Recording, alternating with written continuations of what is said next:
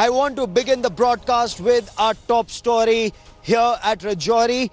Pakistan has resorted to unprovoked ceasefire violation once again in the Manjakot area. Tarkundi is the area being targeted. For the latest on the story, I want to cut across to Dr. Shahid Chaudhary. He is the District Magistrate of Rajouri. He joins me on the broadcast. Sir, what's the latest? What can you tell us? We had a massive ceasefire violation along 120 kilometers stretch of line of control day before yesterday, and 2 days were calm. And again, we had news about latest heavy shelling and ceasefire violation in Manjakot area, Tarkundi, where same place where army losses were reported. Right now, no civilian areas have been affected. There is no loss of life, but we are just watching the situation on the ground and will take measures accordingly. Sir, when you say it's heavy ceasefire violation, what does that mean for the layperson? In fact, when there is a small arm exchange between the posts, the civilian areas are not affected. We are concerned, as civil administration, we are more concerned about civilian areas. If there is heavy shelling, if interior areas are affected, in case of any likely evacuation, we press our teams into action. So in Manjakot, right now our team has reported that there is heavy shelling, as they can make out the interior areas have been affected. So right now the situation on that side is very tense. Sir, and what is your advice to civilians, villagers, or to your administration? Are you evacuating people? In fact, our administration, our field teams and these people are also used to these frequent ceasefire violations. So we have a standard operating procedure that unless there is an emergency, in coordination with the army, we don't evacuate people in night time. The first and foremost thing is that they keep the lights switched off so that they don't become the target of enemy fire. And second is that there is no movement of vehicles, no movement of persons. And we consult the army also whenever there is a window, when there is no exchange of fire, then at that time we evacuate people. Like in Nushara, we also evacuated more than 4,000 people in previous ceasefire violation. So we are just watching situation. If there is need, if need arises to evacuate people, we'll do that. We have our camps in ready situation. Does this also indicate the need to construct bunkers for civilians close to their houses? In fact, we started the pilot project of 100 bunkers already, and in last 2 months we have handed over 72 bunkers. And we are into process of handing over another 28 bunkers. That was a pilot project started at district administration level, and now we have got a project sanctioned by MHA for more than 5,000 bunkers. And we have started construction on that part also, and that is the safest thing a villager or family can have, because it's just in vicinity of their house, in premises of their house. So in evacuation also, in shifting also, there is a danger of loss of life or injuries. So that's the best thing we are coming up with, and that is what is required for these families along LOC. Okay. For the moment, Dr. Chaudhary, many thanks for speaking to us here at India Today. Ceasefire violation by Pakistan once again, and the Indian Army, we are told, is responding. I will get you more on that story. But for a moment, let's take a look at what's been happening along the line of control. India Today correspondents have fanned out all across the line of control south of Pir Panjal. Ashraf Vani, Meetu Jain, Ashwini Kumar and I have been reporting on the situation on ground. This is one report that I sent earlier today from Manjakot, the area that's currently witnessing this ceasefire violation by the Pakistan Army.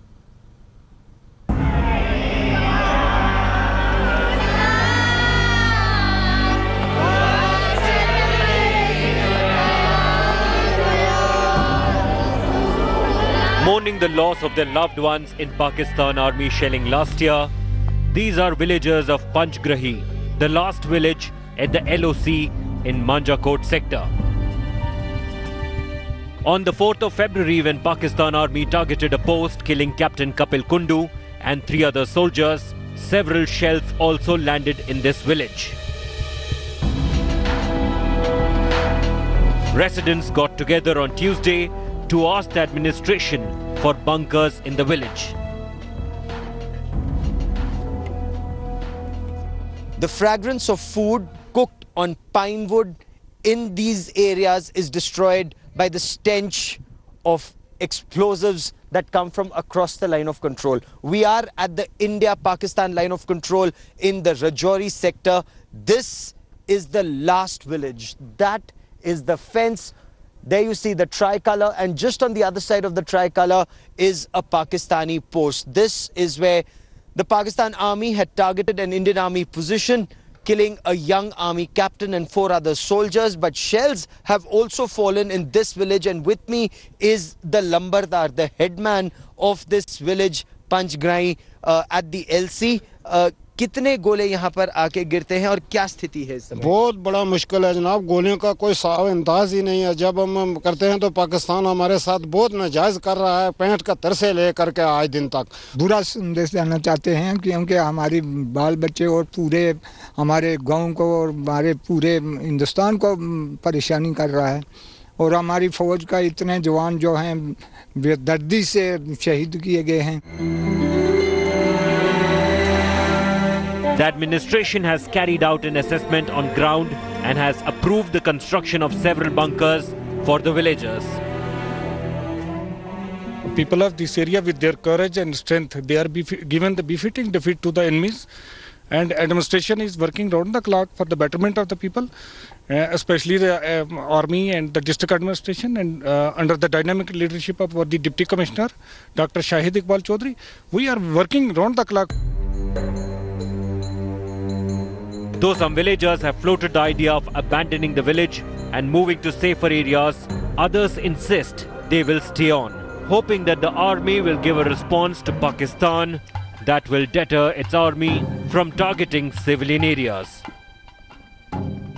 आज दिन तक बहुत नाजायज किया है, ताकि हम बर्दाश्त ही नहीं कर सकते। हमें कोई जगह दी जाए या कुछ किया जाए, अगर पाकिस्तान ऐसा ही करता रहे तो हमारा कोई गुजारा नहीं है यहाँ। The administration insists bunkers will be built at a war footing to keep civilians safe. An alternate plan to temporarily shift villagers to a school should shelling escalate is also in place. Villagers here have two requests. Either give us bunkers in this village or shift us to a place beyond the approach of Pakistani shells. With cameraman Kirpal Singh at the Panjgrahi village at the line of control, Gaurav Sawant for India Today. Let me now take you to an area a little ahead from here. My colleague Meetu Jain visited the line of control at the barbed wire fence and she sent us this report. The barbed wire fence that you see right here behind me is what is the line of control. The India Today team is right now at the line of control. Beyond this is what you call the no man's land, and beyond that is Pakistan. In fact, the India Today team is extremely close to that spot from where the surgical strikes were launched. And what people are here telling us is that never has it been a situation where there has been so many ceasefire violations, there have been so much of firing and mortar shelling that has happened in this area. In fact, ever since independence, ever since the Indo-Pakistan war, never has a situation like this happened. Of course, whether it is the line of control or the international border, the situation is tense. And what people are telling us is that firing can start at any time, at any place.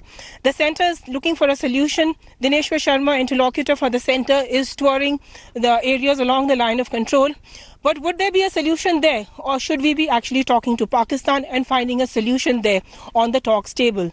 Till that happens, the firing will continue. With cameraman Ritesh Mishra, this is Meetu Jain at the line of control for India Today. So let's now shift focus from the line of control, from the enemy at the gates. Let's talk about the enemy within. Terrorists launched an audacious terror attack at the Sri Maharaja Hari Singh Hospital. They killed 2 brave police personnel and escaped with a Pakistani terrorist. The question is, who is the enemy within helping the enemy across the line of control? Shujaul Haq brings us this report.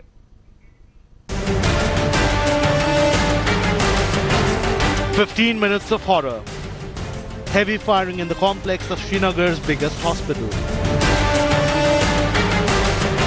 At 11:40 a.m., 6 prisoners were brought from Srinagar Central Jail to the Sri Maharaja Hari Singh Hospital for a medical checkup. One of them was Naveed Jatt, a Pakistani Lashkar terrorist who goes by the name of Abu Hanzula. At 11:45 a.m., while the 6 prisoners were being taken for their checkup, the attack happened. 2 terrorists, close aides of Abu Hanzula, fired at 2 constables. The 2 policemen suffered fatal injuries. In the melee that followed the gunfire, Abu Hanzula slipped away. He escaped on a motorcycle that was stationed at the main gate of the Srinagar hospital. We're inside the SMHS hospital of Srinagar, and this is the spot where that attack took place on the policemen. What we know so far is that they were accompanying this prisoner for a medical examination, and that's when they were fired upon from point blank range. That's the spot which we have been told is where the firing took place. One detainee has fled away. Rest 5 we have just taken back to the safe place. अभी हमारे पास preliminary report है. He is named by Naveed. Is he a Pakistani? We are verifying it. Most probably he's an outsider. So we are verifying it. We'll come up with the details. The attack appeared to be meticulously planned and executed. How men with guns came into a hospital, opened fire and whisked away a dreaded terrorist has shaken the administration. With Shujaul Haq, Bureau Report, India Today. India Today, Shujaul Haq now joins me with the latest on the story from Srinagar. Shuja, what can you tell us? What's the latest with the investigations? Well, the situation is very crucial. Sources in the police department say that Naveed was considered as a very important militant, and his escape is being taken very seriously. An SOP has already been triggered into action, in which is to deal with such a situation, in which searches are conducted, nakas are established, and special teams are mobilized to nab this militant, and also try and figure out who were the people who helped him in that hospital, who fired at those policemen, and resulting in his escape. So all these factors are being looked at. As far as the investigation so far is concerned, the preliminary reports suggest that 3 policemen were accompanying Naveed. 2 of them were fired upon. The third one could not fire back. That's something that has also been investigated at this point of time. Overall, it's a huge embarrassment for the security agencies that a militant of this important nature manages to escape from the grip of the police force in this manner. Who is the enemy within? Who is helping Pakistani terrorists, including this Naveed? He's a Pakistani terrorist very close to Abu al-Qasim, a Pakistani terrorist who was operating in South Kashmir. What more do we know about the inside hand, if at all? Well, yes, it is also been looked at how exactly did this militant manage to escape is a scenario which will be built, imagined, and also redrawn by the investigators. There are questions that are arising from this entire incident. Questions as to whether there were security lapses, whether less number of policemen were accompanying him, considering the fact that he was an important catch. And also the questions as to whether there were some people who were helping this militant from inside the central jail. How is it that these militants outside the hospital got to know about their timing, the exact spot of them coming, the exact time of them arriving, the number of policemen who were accompanying Naveed? So all this detail, how did it come out, how was it leaked, all this is very, very crucial, and a lot of answering needs to be done on that front. Multiple lapses here, lapses at various points from the time that these terrorists came in, managed to kill 2 policemen, and the terrorists managed to escape. There was a motorcycle waiting outside. What were the policemen doing? So policemen inside accompanying him, policemen around the hospital, a CRPF picket, a police station that's around, police lines not far. Let me quickly cut across to Shiv Arur for more on the story. Shiv, there are multiple lapses at virtually every level here. Well, the lapses are pretty glaring, Gaurav, because remember, this was a highly prized terrorist who was apparently being taken for some kind of a medical checkup. But the sequence of events suggests something very, very suspicious. Whether it was inside help, the meticulous planning by these terrorists. There was a terrorist waiting on a motorcycle. There was some more in a particular car, perhaps anticipating blocking the security forces while the getaway was in motion. All of these suggest that there was something very, very premeditated about this. While bringing that terrorist to the hospital, why wasn't there more security? Was there a leak on the inside? Was there prior information that was perhaps given out? Collusion on the inside. These are issues which will have to be looked at very, very closely, because remember, terrorists have escaped as a result of this attack on that hospital in Srinagar. But even as an inquiry is conducted into the security lapses, one of the other big questions is just the standard operating procedures in the movement of terrorists. This is something that happens on an everyday basis, Gaurav, in Srinagar, in other parts of Jammu and Kashmir, and we've seen attempts like this made before as well. Today's attack has resulted in terrorists going free, being able to flee, and therefore the questions will have to be very, very hard on the security forces. There will have to be a deep inquiry to check what kind of premeditated planning was possible, collusion on the inside, help on the inside, leaks on the inside, because there were security forces on the ground as well, and they were stopped from making an effective pursuit of the fleeing terrorists. So big questions will need to be asked. It is certain that there were big lapses. Okay. Absolutely big questions. The opposition is staring into the Narendra Modi government. They're saying, so you may have had 200 plus terrorists killed in the depth areas. You may have had more than 100 Pakistani soldiers killed at the line of control in the past year. But has it deterred Pakistan, a state sponsor of terror? In opposition, Sushma Swaraj used to say 10 Pakistani heads for one. But in government, Sushma Swaraj went to Pakistan. Prime Minister Narendra Modi, returning from Afghanistan, stopped at Pakistan and then called ISI to Pathankot after a terror attack. So does this government have a Pakistan policy? Asks the opposition.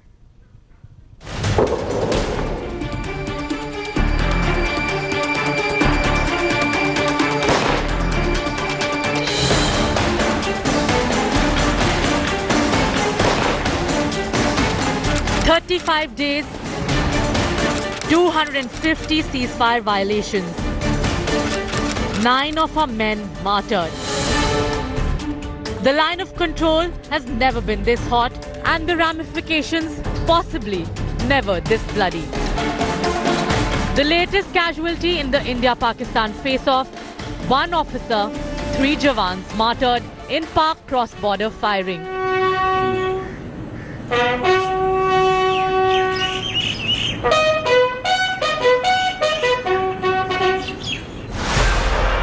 A nation enraged, seeking revenge. A government once again on the back foot, and the spotlight back on India's contentious foreign policy with Pakistan. What should be India's response? हमारे जो शहीद हुए हैं उनका जरूर बदला लिया जाएगा. उसका पाकिस्तान को कीमत चुकानी पड़ेगी. पाकिस्तान आर्मी को खास तौर से कमी चुकाना पड़ेगी. Is the military option viable? And has there been a past precedent in our Pakistan policy that can be followed? Limited strategic option से मेरा माने ये है कि जो लाइन ऑफ कंट्रोल के ऊपर पाकिस्तान के पोस्ट हैं उनको हम इस तरह से पनिशमेंट दें कि वो कल से अपना सिर उठाने लायक ही ना रहें, वो हमारे फायर का जवाब देने के लायक ही ना रहें.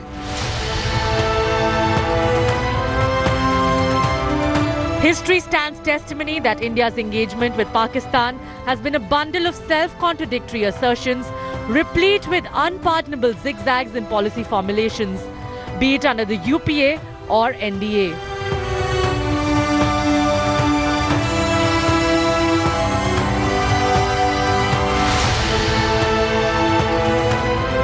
Both the NDA or the UPA have had a confused approach towards separatists as well.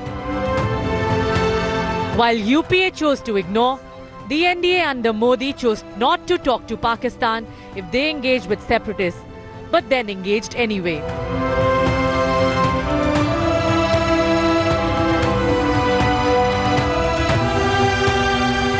Is it time to review our strategic framework to deal with Pakistan, factoring in its internal situation, the ceasefire violations, the geopolitical imperatives including the role of China, while retaining a firm position on Pakistan-sponsored terror? Is it time we firm up a policy with Pakistan? As it appears, the only policy we have had is the absence of one. Bureau Report, India Today.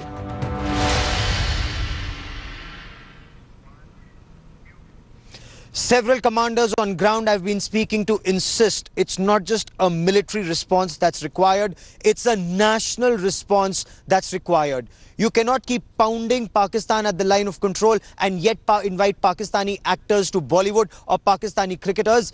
If India is serious about Pakistan-sponsored terror, that's not just killing our soldiers. Remember, it killed 166 innocent people in Mumbai during 26/11 and continues to kill. 200 people were killed in the 2006 Mumbai terror attacks. Pakistan has been killing innocent Indians for decades. So it's not just a military policy that's required, it's a national policy where the government, the opposition, the civil society, the armed forces, everyone has to be on the same page to respond to Pakistan-sponsored terror.